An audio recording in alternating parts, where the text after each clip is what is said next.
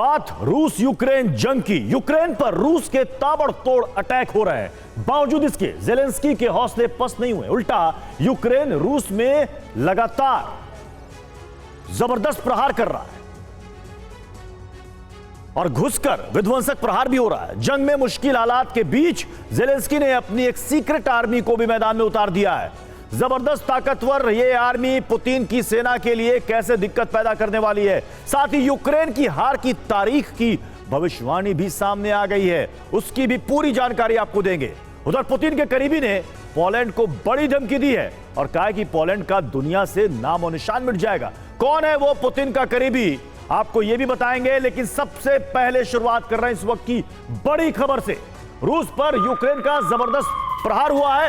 Drone हमले में रूस के 2 पावर स्टेशन में भीषण आग लग गई है। बेलगोरोड में यूक्रेन ने ये ड्रोन से अटैक किया और उसके बाद की ये तस्वीरें आप देखिए उस ड्रोन अटैक के बाद की। यूक्रेनी हमले से बेलगोरोड में अंधेरा छा गया है।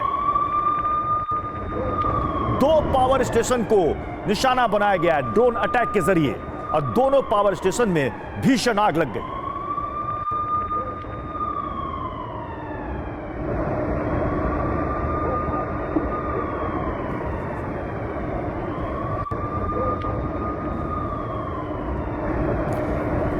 ये देखिए तस्वीरों में यूक्रेन किस तरीके से लगातार अटैक कर रहा है ड्रोन के जरिए और पावर सबस्टेशन को टारगेट किया जा रहा है और इसकी वजह से अंधेरा छा गया है।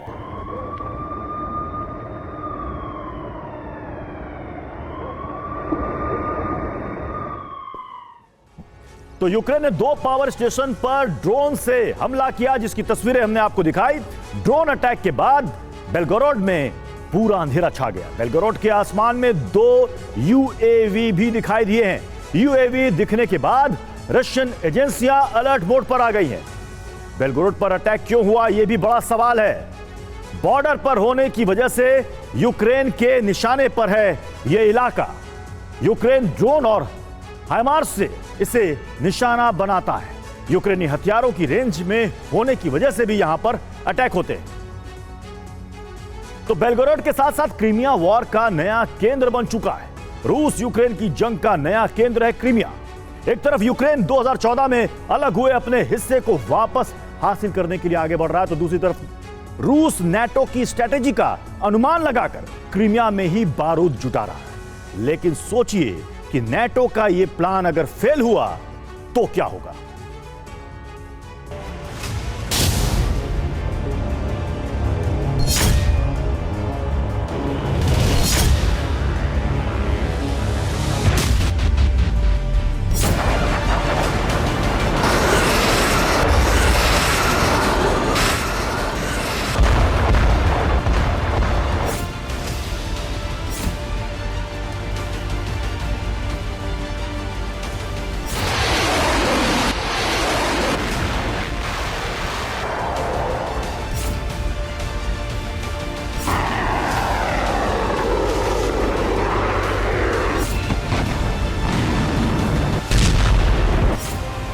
नेटो की रणनीति का केंद्र क्रीमिया, जहां बारूदी तबाही का अनुमान उसी वक्त लगा लिया गया था जब कर्च ब्रिज धमाके से उड़ा दिया गया था।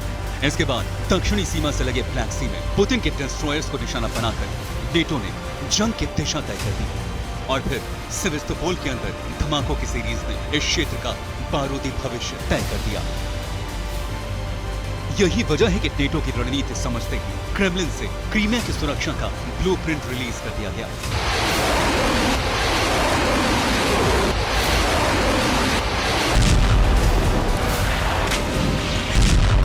और क्रीमिया के इस बारूदी ब्लूप्रिंट को बनाने में मददगार साबित हुआ चीन, जिसने क्रीमिया के नेचुरल रिसोर्स में दिलचस्पी दिखाई और हथियारों का नुकसान झेल चुके रूस के पीछे बड़ी ताकत बन गया।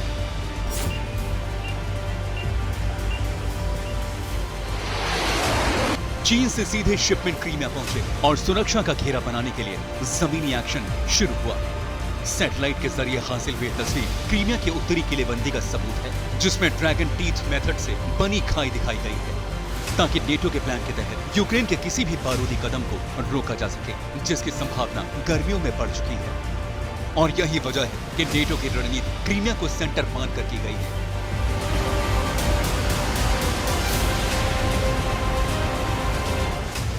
दरअसल रूसी फोर्स ने 2 मोर्चे यूक्रेन के खिलाफ खोल रखे हैं। पहला यूक्रेन का पूर्वी छोर है, जहां बाखमुत तक रूसी फोर्स पहुंच चुकी है। वहीं उत्तर में बेलारूस की सीमा पर भी सेना तैनात है, जो जुलाई तक न्यूक्लियर हथियारों से लैस होगी। इन सबका टारगेट कीव है, लेकिन नेटो प्लान के तहत यूक्रेन को क्रीमिया पर फोकस करना है, ताकि रूस को दक्षिणी हिस्से में क्षमता बढ़ाने पर मजबूर किया जाए, जिससे बाकी मोर्चे अपने आप कमजोर हो जाएंगे। यानी रूस को जिस क्रीमिया के रास्ते हथियार मिल रहे हैं, उसी क्रीमिया को टारगेट करने का प्लान है।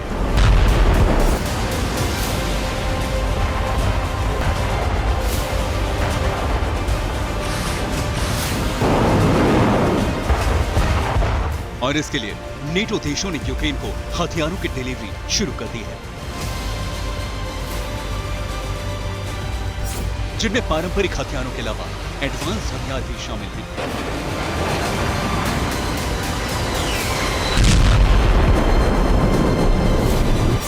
ये हथियार हैं बख्तरबंद गाड़ियां, HIMARS, switch blade drone, leopard 2 tank और एंटी टैंक मिसाइल।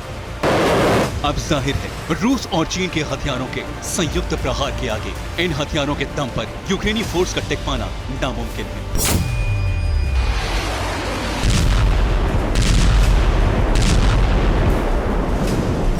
वहीं America and NATO countries made weapon से क्रीमिया पर हमले का मतलब भी रूस को न्यूक्लियर अटैक के लिए उकसाने जैसा कदम है। तो इन हालातों में नेटो की रणनीति क्या होगी? क्या कोई बी प्लान भी तैयार है?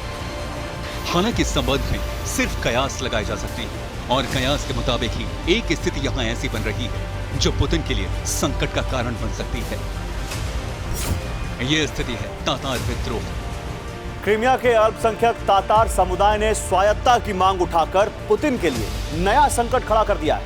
संविधान संशोधन की डिमांड करके तातार समुदाय ने क्रीमिया की आजादी को मानवाधिकार का मुद्दा बनाने के लिए पहल कर दी है। तो क्या तातार समुदाय की मांग के पीछे नेटो की रणनीति है? क्या ज़ेलेंस्की तातार समुदाय के सहारे क्रीमिया जीतेंगे? और क्या पुतिन तातार समुदाय की मांग पर कोई एक्शन लेंगे? तीनों सवाल आशंकाओं की जमीन से उठे हैं, और इस मांग से पता चलता है कि क्रीमिया को अंतर्राष्ट्रीय समुदाय में बतौर रूस का उपनिवेश दिखाने की कोशिश होगी, जिसकी आजादी के लिए वहां के तातार ट्राइबल समूह के विद्रोह को यूक्रेन के पक्ष में भुनाया जा सकता है, ताकि अमेरिका और नेटो कंट्रीज मेड हथियारों का इस्तेमाल हो सके। और यही हालात पुतिन के लिए सबसे बड़ा सिरदर्द बन सकते हैं, जिसका प्रमाण है रूस का वेपन्स डिप्लॉयमेंट।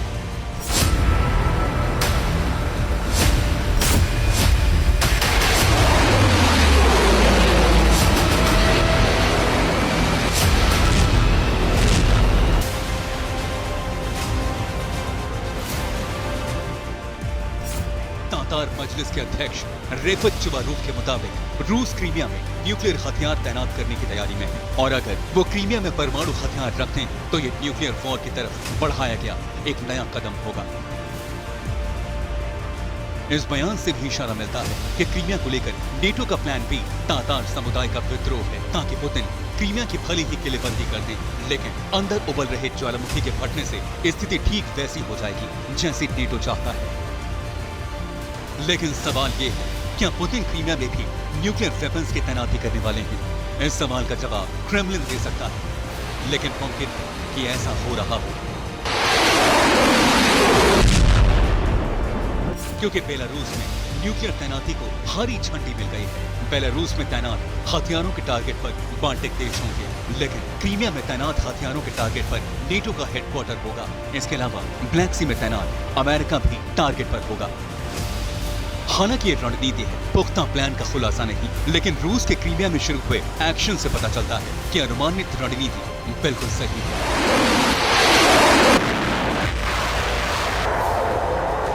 रूस इस समय तातार समुदाय और कीव से उनके इस्तेमाल को लेकर बैकफुट पर है। क्रीमिया को लेकर पुतिन इतनी सतर्कता बरत रहे हैं कि उन्होंने सेवास्तोपोल को पूरी तरह सील कर दिया है। यानी क्रीमिया में सामान्य एंट्री पहले से आसान नहीं है, और अगर एंट्री हो भी गई तो सेवास्तोपोल तक पहुंचना नामुमकिन है। दरअसल रूस के सैन्य बेस सेवास्तोपोल को नागरिकों के लिए बंद कर दिया गया है। वहीं क्रीमिया के ब्रिज पहले ही बंद किए जा चुके हैं, जिससे अनुमान लगाया जा रहा है कि तातार ज़ेलेंस्की साजिश ने रूस पर नया संकट खड़ा कर दिया है। इसके अलावा नेटो क्रीमिया के सहारे पुतिन को बातचीत के लिए मजबूर करे, लेकिन तातार लीडर की न्यूक्लियर तैनाती वाली जानकारी अगर दुरुस्त है तो पुतिन का प्लान नेटो से भी बड़ा हो सकता है। Bureau report, TV9 Bharatvarsh.